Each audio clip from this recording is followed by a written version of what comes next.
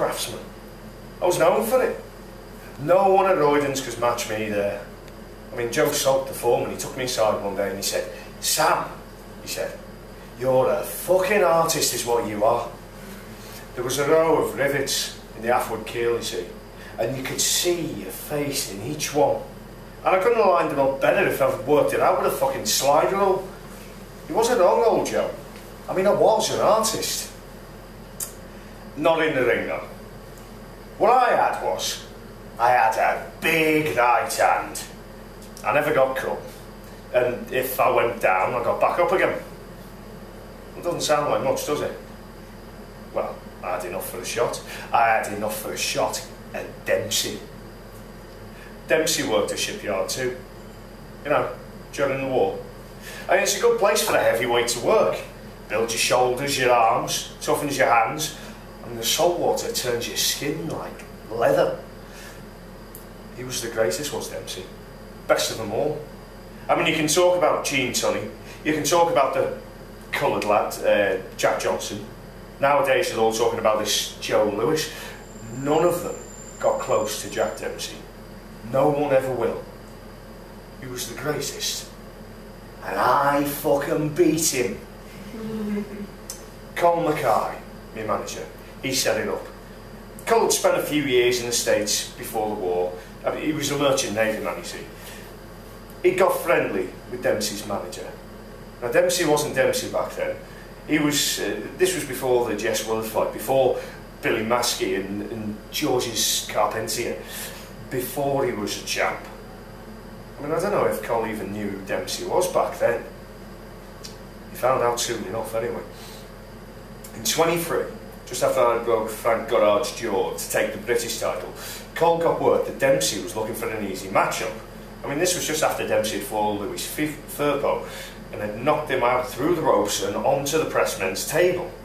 I mean, people said he landed on Damon Runyon's typewriter, and that night Dempsey's wife had found the words "Firpo wins" typed across his arse.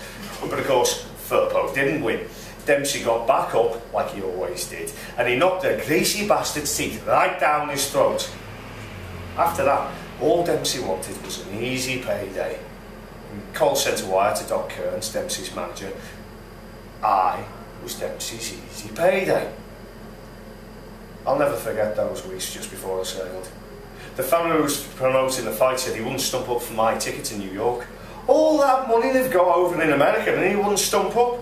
So Col, well, I'll never forget Col for this, what he went through in these few weeks just before.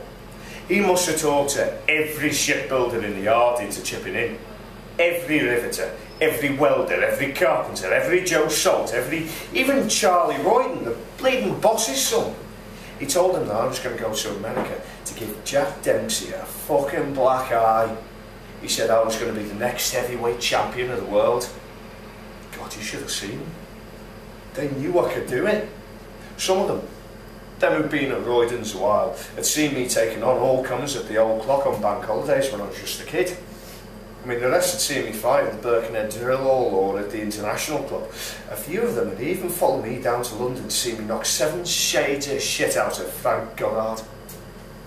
It wasn't just Royden lads either. Fellas from every shipyard on the Mersey threw coppers into Col's hat. And it wasn't just the lads. Sisters, mothers, the girls from the office typing pool. Well, I was a good-looking lad, remember? It didn't hurt. Point is, they believed in me. They believed I could beat Dempsey. They believed it just as much as I believed it. And they were right too. We were right. Col and me, we sailed out to Liverpool 2 weeks before Christmas. Col was sick all the way across. Not me though. All I could think of was Dempsey.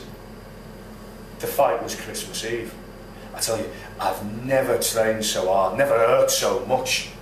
I remember my first day at Royden's when I was 14 and they were building the Ethiopia, I think it was. And there was me lugging steel plate for 9 fucking hours. The next day, I could hardly move my arms. And I'd swear I'd never known pain like it. But this was worse. And it paid off. You think I look good now? You should have seen me then. I could see it in the press boys' eyes and the way the New York girls, well, they looked at me as I walked down the street. The way the local kids I sparred with didn't dare hardly lay a glove on me. I could see what they were all thinking. When this is over, Jack Dempsey's going to know he's been in a scrap. It was at Madison Square Gardens.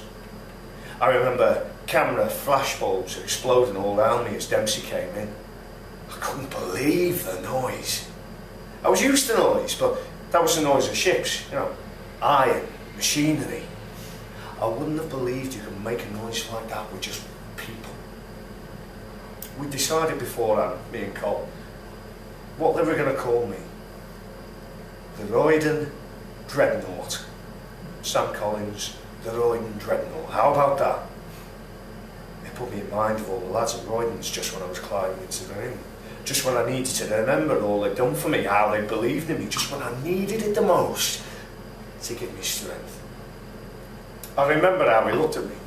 We touched gloves, there in the middle, and I said, "Mind your arse on the typewriter." It wasn't very clever, but it was all I could think of.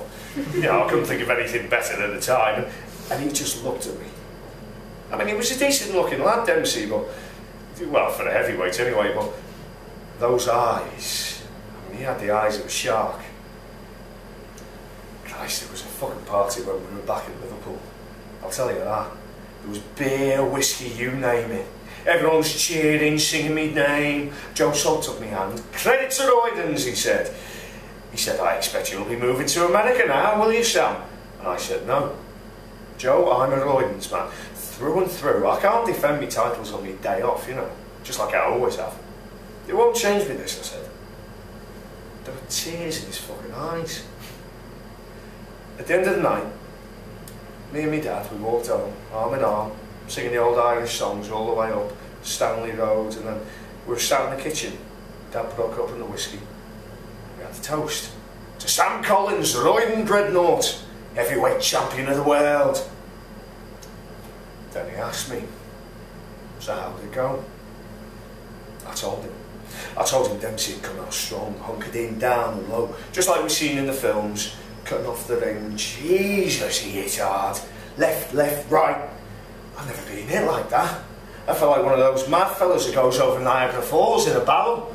My old man chuckled. "So what do you do?" he said. I told him.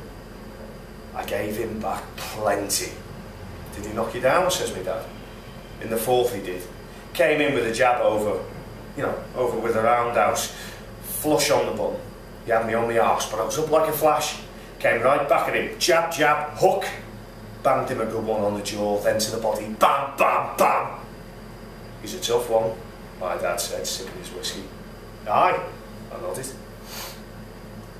My dad seemed sad somehow. It was funny, like we'd come home from a wake. I drank some more whiskey and watched him take a pinch of baccy from his pouch and a paper.